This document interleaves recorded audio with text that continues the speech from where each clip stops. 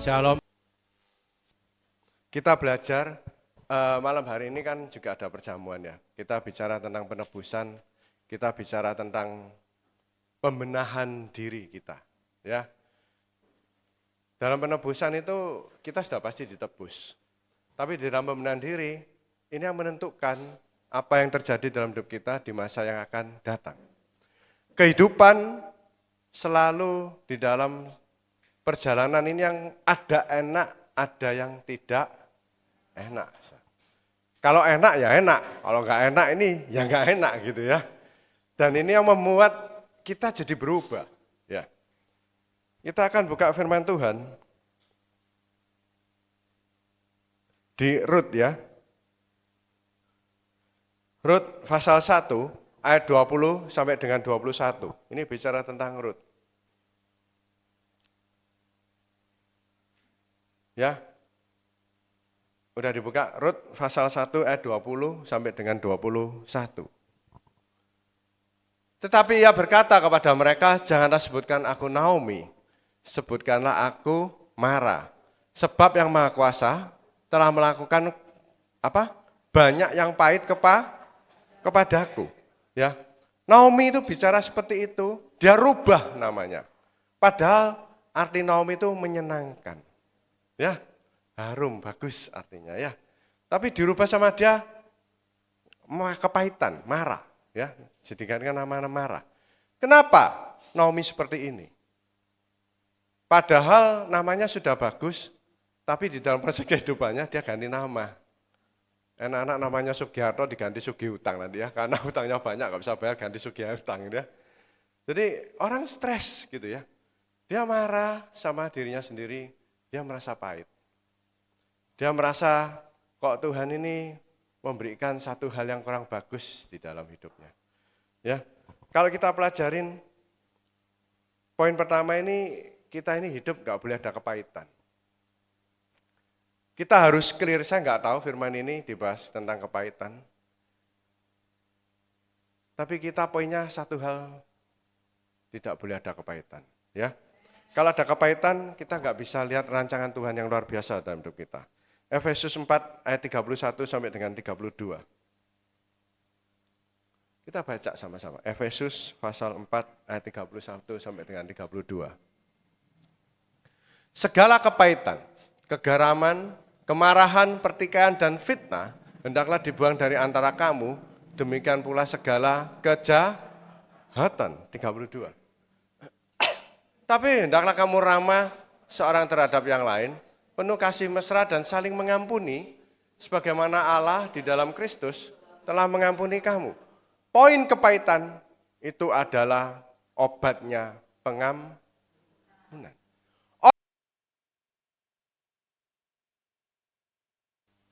Dan orang yang kepahitan ini gampang meledak. Di saat dia nggak enak, dia langsung, dia marah gitu. Itu sudah terlalu parah levelnya. Beberapa waktu yang lalu, saya ditemukan salah satu teman, si B gitu ya. Dia cerita tentang teman saya si A. Si A ini sempat memaki-maki saya waktu saya ketemu dia di satu tempat melayat. Saya tanya sama si A, apakah kamu masih tetap tinggal di jalan ini? Gimana kabarmu? Wah lama ya kita tidak ketemu, saya peluk. Saya sapa gitu, dia marah.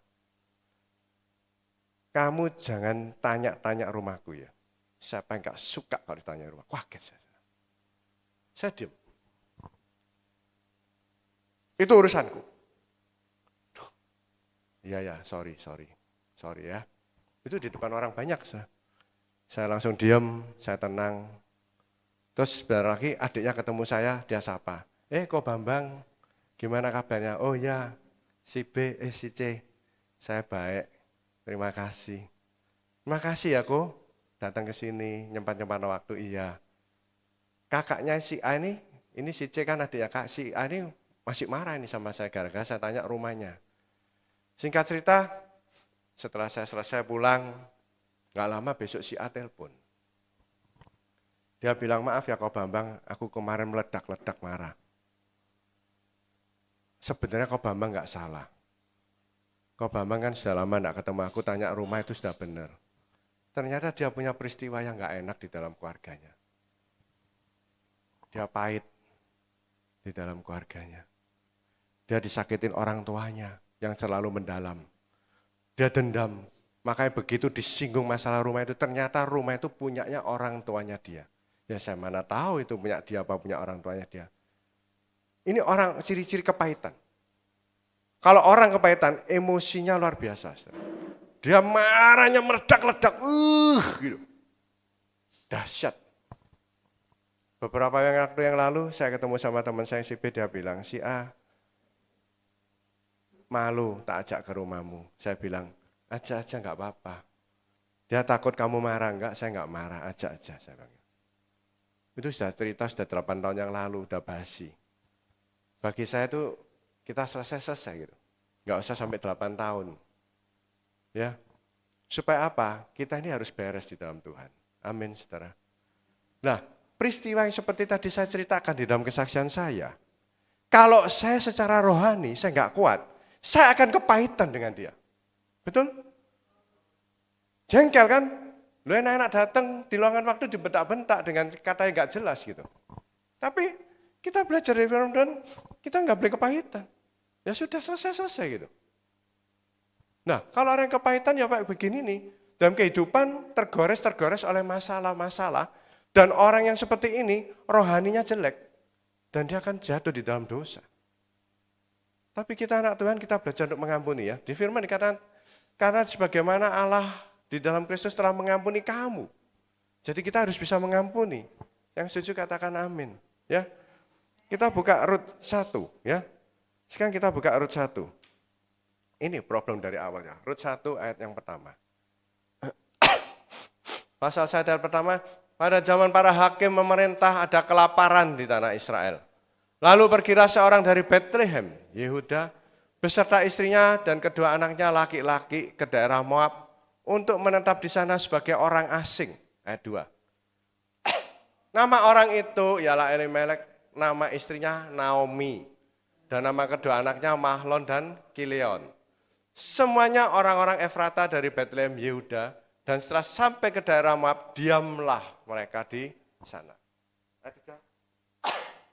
Kemudian matilah Elimelek, suami Naomi, sehingga perempuan itu tertinggal dengan kedua anaknya. Lanjut. Keduanya mengambil perempuan Moab, yang pertama bernama Orpa, yang kedua bernama Rut, dan mereka diam di situ kira-kira 10 tahun lamanya. Cukup lama ya, sampai 10 tahun ya ngungsinya ya. Oke, lanjut ayat yang kelima. Lalu matilah juga keduanya. Jadi anaknya mati dua-duanya, yakni Mahlon dan Kilion, sehingga perempuan itu kehilangan kedua anaknya dan suaminya. Naomi kehilangan 2 anak dan suami ya. Ayat ke-6. Kemudian berkemaslah ia dengan kedua menantunya dan ia pulang dari daerah Moab, sebab di daerah Moab ia mendengar bahwa Tuhan telah memperhatikan umatnya dan memberikan makanan kepada mereka. Ayat yang ke-7. Maka berangkatlah ia dari tempat tinggalnya itu bersama-sama dengan kedua menantunya. Ketika mereka sedang di jalan untuk pulang ke tanah Yehuda, dia balik lagi ke Bethlehem ya. Ayat 8. Berkatalah Naomi kepada kedua menantunya itu, pergilah pulanglah masing-masing ke rumah ibunya. Tuhan kiranya menunjukkan kasih-Nya kepadamu, seperti yang kamu tunjukkan kepada orang-orang yang telah mati itu dan kepadaku. Ya, ayat 9. Kiranya atas karunia Tuhan kamu mendapat tempat perlindungan masing-masing di rumah suaminya. Lalu diciumnyalah mereka, tetapi mereka menangis dengan suara keras. Ayat 10. Dan berkata kepadanya, tidak, kami ikut dengan engkau pulang kepada bangsamu. Ayat yang ke-11. Tetapi Naomi berkata, pulanglah anak-anakku, mengapakah kamu turut dengan aku? Bukankah tidak akan ada lagi anak laki-laki yang kulahirkan untuk dijadikan apa? Suamimu nanti. Ayat yang ke-12. Pulanglah anak-anakku, pergilah sebab sudah terlalu tua aku untuk bersuami. Seandainya pikirku aku ada harapan bagiku, dan sekalipun malam ini aku bersuami, bahkan sekalipun aku masih melahirkan anak laki-laki, Masakan kamu menanti sampai mereka dewasa? Masakan karena kamu itu harus menahan diri dan tidak bersuami? Janganlah kiranya demikian anak-anakku, bukankah jauh lebih pahit yang aku alami daripada kamu, sebab tangan Tuhan teracung terhadap aku. Ayat 14. Menangis pula lah mereka dengan suara keras, lalu Orpa mencium mertuanya, itu minta diri, tetapi Rut tetap berpaut padanya. Ayat 15. Berkatalah Naomi, telah pulang iparmu kepada bangsanya dan kepada para allahnya. Pulanglah mengikuti iparmu itu. Ayat 16. Tetapi kata Rut, janganlah desak aku meninggalkan engkau dan pulang dengan tidak mengikuti engkau. Sebab kemana engkau pergi, kesitulah jugalah aku pergi. Dan di mana engkau bermalam, di situ jugalah aku bermalam. Bangsamulah bangsaku dan Allahmulah Allahku. Luar biasa ini Rut. Ya, jadi Naomi punya suami meninggal. Anaknya dua-duanya meninggal, tinggal menantunya. Naomi bilang sama menantunya, hei anak-anakku, sudah kamu pulang kok, cari suami lagi. Gak mungkin aku punya anak lagi, kalaupun punya anak, anakku masih kecil, cukup waktu lama untuk membesarkan. Naomi selalu berpikiran dengan hal-hal yang duniawi, dia selalu berpikiran secara logika, dia selalu menggambar dirinya bahwa inilah kehidupanku. Bahkan dia bilang, Tuhanlah yang membuat aku pahit. Kenapa proses ini terjadi? Kalau kita lihat dari awalnya, dia dari Bethlehem. Bethlehem ini artinya rumah roti. Roti ini bicara tentang apa? Pemeliharaan Tuhan. Penyertaan Tuhan. Sedangkan Moab itu apa? Berangkat dari yang namanya Lot. Hubungan intim dengan anaknya. Jadi pada waktu Lot sama anaknya dua-dua ngungsi di pegunungan setelah Sodom dan Gomora dihancurkan.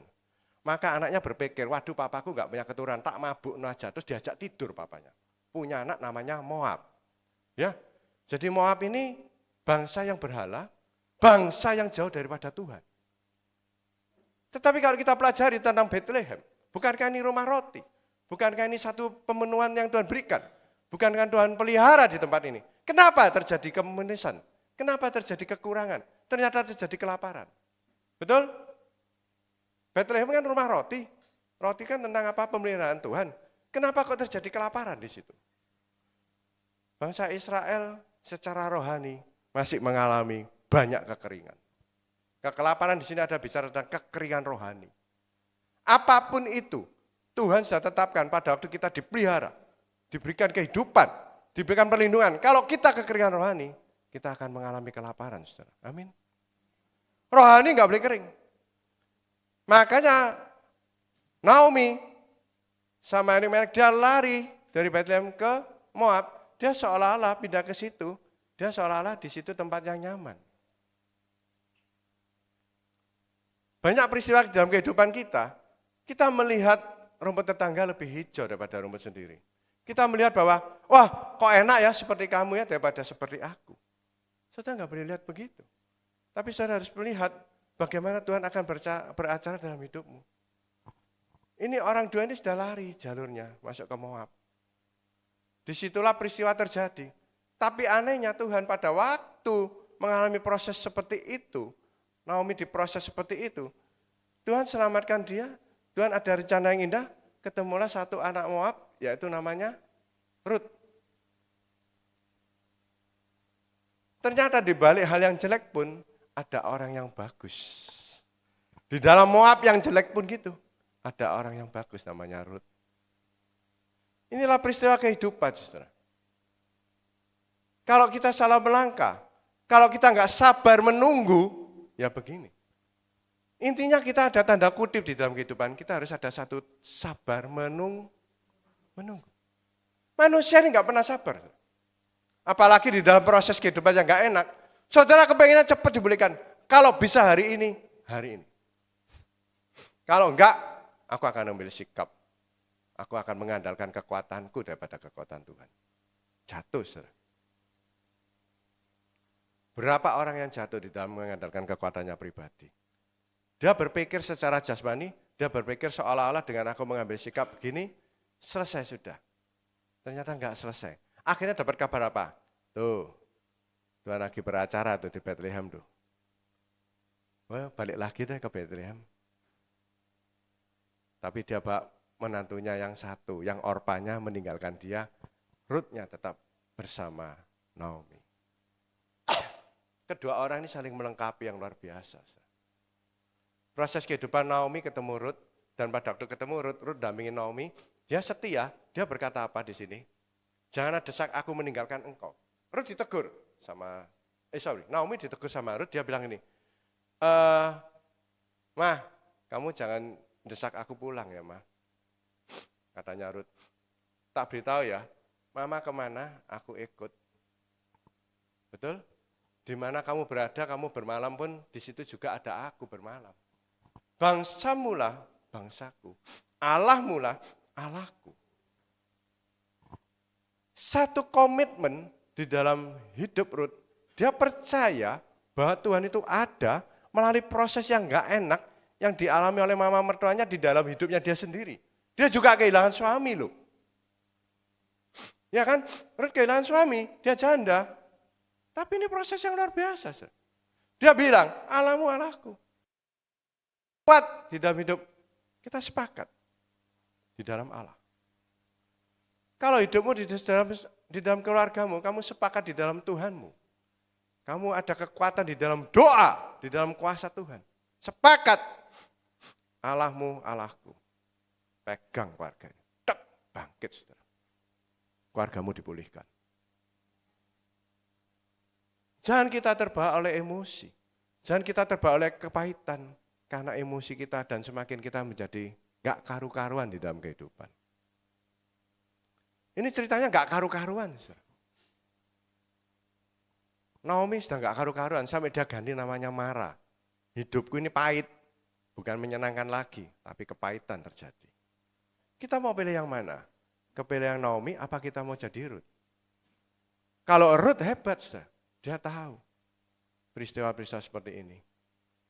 Dia percaya. Apa hasilnya kalau kita enggak kepahitan? Apa hasilnya kalau kita mau percaya sama Tuhan? Hasilnya luar biasa, saudara. Di balik peristiwa yang hancur seperti ini, Rut ngikutin Naomi, pulang ke Yehuda. Disitulah dia ketemu yang namanya Boas. Betul? Yang baca Alkitab pasti bilangnya mantap, betul. Yang belum baca nanti baca. Boas itu siapa? Tanya sama Tuhan. Lihat Alkitab. Boas ini orang yang luar biasa, dia kaya. Tapi dia mempunyai karakter seperti halnya Kristus. Dia sebagai sang penebus. Di kitab Perjanjian Baru disempurnakan terjadilah Yesus sebagai penebus saudara dan saya. Dia manusia, Boas. Pada waktu Rut balik sama Naomi, dia kerja di ladang Boas lihat, kok ada pekerja yang baik, kok taat. Tahu-tahu Boas falling in love sama yang namanya Rut. Kenapa Boas cinta sama Rut? Karena hatinya. Amin. Ya, kita buka ayat berikutnya. Di kitab Rut 2,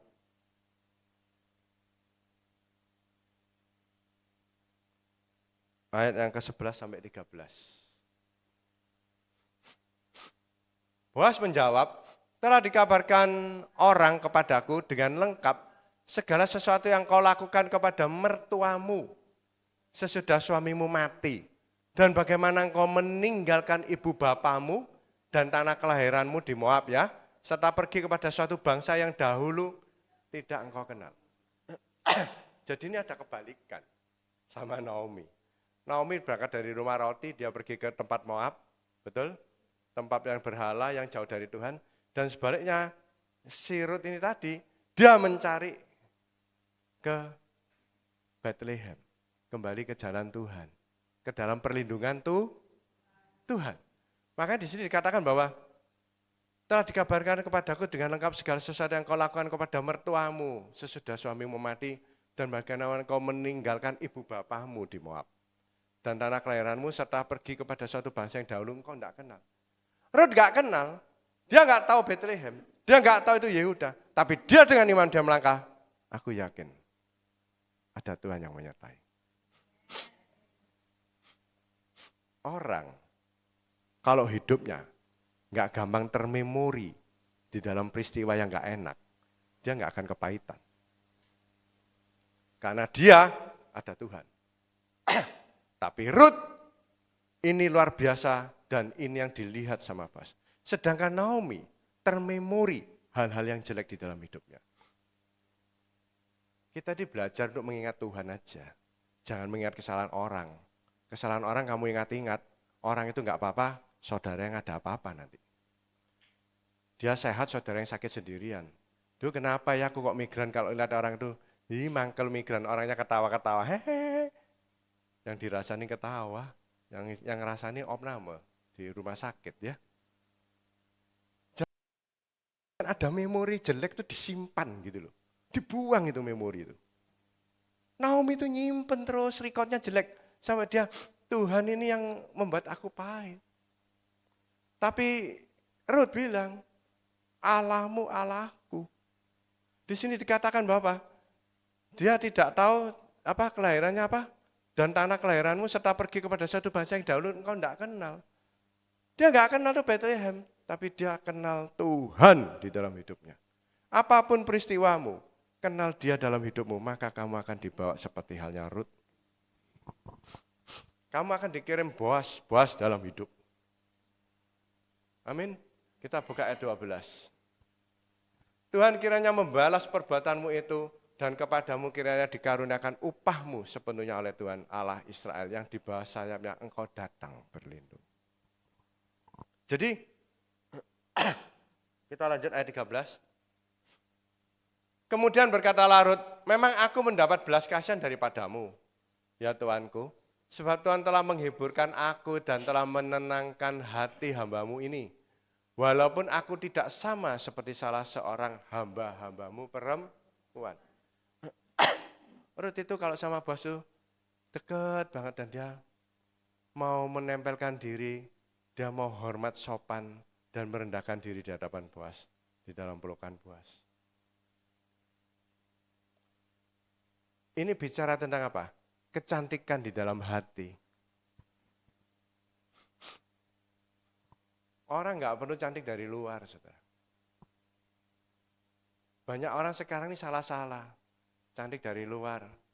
Ininya ditarik, ininya dikasih biru, ininya kasih merah, ini kuning, hijau. Jadi kayak pelangi. Loh lucu ya kayak badut sirkus itu.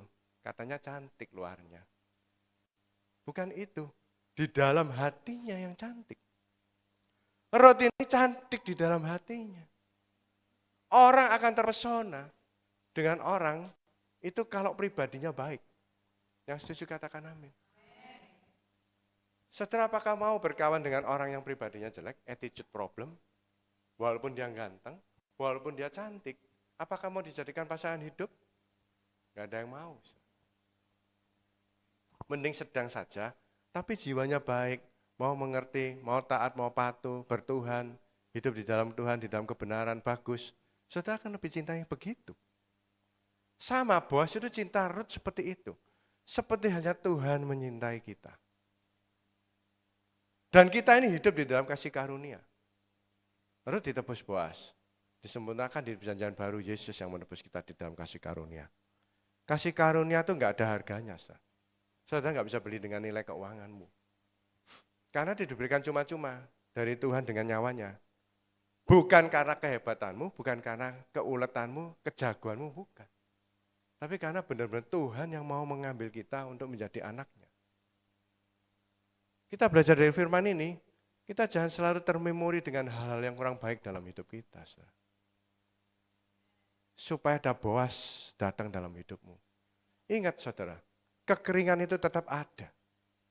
Dari zaman dahulu dan sampai sekarang itu tetap ada. Enggak kering kok. PDAM nyala, memang nyala tiap hari. Tapi pasar lesu ya tetap lesu. Tapi kalau orang struggle di dalam Tuhan, apapun di dalam pasarmu yang sepi saat ini, Tuhan bisa memberkati kamu. Ada amin, saudara. Gak ada yang mustahil. Di dalam masa COVID yang parah sewaktu itu, banyak orang yang hancur, tapi banyak orang yang sukses. Kenapa begitu? Karena Tuhan. Karena imanmu sama Tuhanmu. Kita sikapi hal yang jelek ini dengan hal yang positif, dengan hal yang bahagia dalam hidup kita. Harus ada sukacita dalam hidup. Saudara jangan terpaku dengan tagihanmu. Saudara jangan terpaku dengan kondisimu saat ini. Kesepianmu, ya, keuanganmu, jangan terpaku. Saudara, tapi terpakulah sama Tuhanmu. Kadang kita posisi di Bethlehem saat ini. Kenapa? Kita di dalam perlindungan Tuhan. Tapi kita juga mengalami satu apa? Kelaparan, yaitu rohani. Kalau rohani ini tidak kuat, jasmani ini akan terjatuh di dalam suatu kondisi permainan kehidupan. Makanya Naomi jatuh di dalam satu situasi permainan kehidupan. Sehingga dia termemori, dia pahit kondisinya. Kalau kita diberkati firman Tuhan malam hari ini, kita harus bisa berubah. Kita sudut pandangnya seperti halnya Rut. Saudara nggak perlu lihat itu apa. Kita nggak usah memintari Tuhan deh, karena kita percaya Tuhan yang terbaik dalam hidup kita. Jangan seperti Naomi kita melihat, dia bilang, kamu itu ya, tak suruh ninggal lo nggak mau. Kamu jangan ke rumah mama ini tambah pahit. Jangan begitu. Hidup pilihan. Coba andai kata nggak ada Rut, apakah akan ketemu Boas? Nggak ketemu filmnya. Betul? Kenapa ketemu? Karena hatinya Rut luar biasa, bisa menemukan dengan sang penebus yaitu Boas dalam hidupnya. Kita punya hati yang luar biasa. Kita sudah ditebus Tuhan malam hari ini luar biasa. Dari dahulu kita waktu lahir pun sudah ditebus sehingga kita diselamatkan. Ada amin, saudara? Ya, kita belajar sikapi kehidupan. Di dalam proses yang enggak enak, ada satu hal Tuhan punya misi di dalam hidup saudara dan saya. Ada satu Rut yang saudara harus ambil di dalam hidupmu. Ketemu Rut di tempat yang enggak enak. Saat ini kamu kelaparan, kesusahan di dalam bisnis, dalam apapun. Nanti saudara percaya, ada satu hal orang yang Tuhan kirim untuk menguatkan kamu dan kamu lebih lihat kuasa Tuhan itu luar biasa dalam hidupmu. Kadang Tuhan bisa pakai orang sekitar kita untuk menguatkan kita. Kadang Tuhan bisa pakai anak kita. Kadang Tuhan bisa pakai saudara kita, tetangga kita, istri kita, suami kita. Untuk menguatkan kita. Tuhan itu baik. Apapun kekuranganmu, dia selalu isi. Ada amin, saudara? Ya, kita percaya bahwa hari ini kita diberkati. Kita percaya bahwa hari ini ada Boas dalam hidup kita. Kita percaya karena Yesus sudah ada di dalam hati kita semua. Kemenangan itu ada. Yang penting satu, memori yang jelek harus dirubah. Selama itu ada, emosimu menyala-nyala, kamu menyumpai dirimu sendiri, kamu tidak akan sukses di dalam kehidupanmu sampai selamanya. Karena Tuhan tidak pernah memberikan hal yang jelek, tapi Tuhan memberikan hal yang baik dalam hidup kita. Kita jangan kena tipuan-tipuan iblis yang enggak benar. Kita jangan selalu merasa berdosa, bersalah, yang enggak benar kita main perasaan yang enggak baik. Jangan-jangan aku ini dihukum Tuhan, jangan-jangan kayak gini nih aku jangan-jangan ada karma, jangan-jangan aku ini ada apa. Saudara jangan bilang jangan-jangan, nanti jadi enggak karuan. Saudara. Dalam nama Yesus, aku percaya di dalam peristiwa kekeringan kelaparan ini, ada Tuhan Sang Penebus yang menyelamatkan aku. Selalu ucapkan dalam hidupmu. Nanti saudara percaya, hal-hal yang rumit dalam kehidupanmu, saudara akan diuraikan satu persatu. Di situ saudara akan melihat, wah, luar biasa. Aku dipulihkan, aku dimenangkan. Melalui peristiwa yang gak enak, saudara selalu mengucap syukur. Gak enak, mengucap syukur. Masih sakit, mengucap syukur. Terima kasih Tuhan. Ada hal yang indah dalam hidupku, di balik peristiwa ini. Berani gak sih kita ngeklaim, Allahmu Allahku. Kita punya satu Allah, yaitu Yesus. Allah kita sama.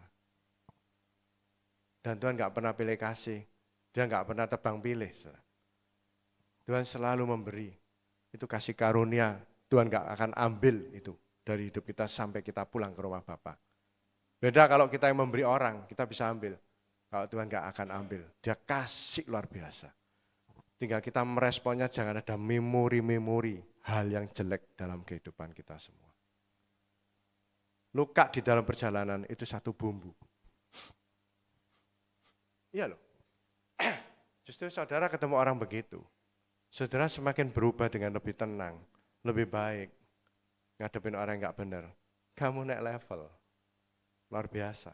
Kamu lebih tenang, lebih bagus. Ada amin? Ya, kita diberkati firman Tuhan malam hari ini. Kita siapkan diri sebelum masuk ke perjamuan. Satu hal Tuhan mau hidup kita terus berkarya. Di dalam Tuhan kita percaya dengan iman kita lepaskan kepahitan. Ya, hari ini kepahitan itu harus dilepas semua. Gak tahu ini poinnya apa, Tuhan tahu pesan seperti ini. Mungkin di antara kita ada yang masih pahit di dalam kehidupan. Mungkin merasa kita ini kok percuma doa sampai sekarang gak ada pemulihan. Mungkin kita kok merasa Tuhan kok mengabaikan aku, padahal ini sudah waktunya jatuh tempo anakku sekolah. Kok rasanya Tuhan mau meninggalkan aku ini padahal sudah waktunya aku harus bayar perputaran keuangan di dalam bisnis. Tapi satu hal, dalam nama Yesus aku percaya kelaparan ini Tuhan isi dengan hal-hal yang baru dalam hidupku. Diberikan kekuatan rohani, diberikan satu berkat yang luar biasa, diberikan perlindungan, diberikan makanan yang luar biasa dengan Tuhan. Amin.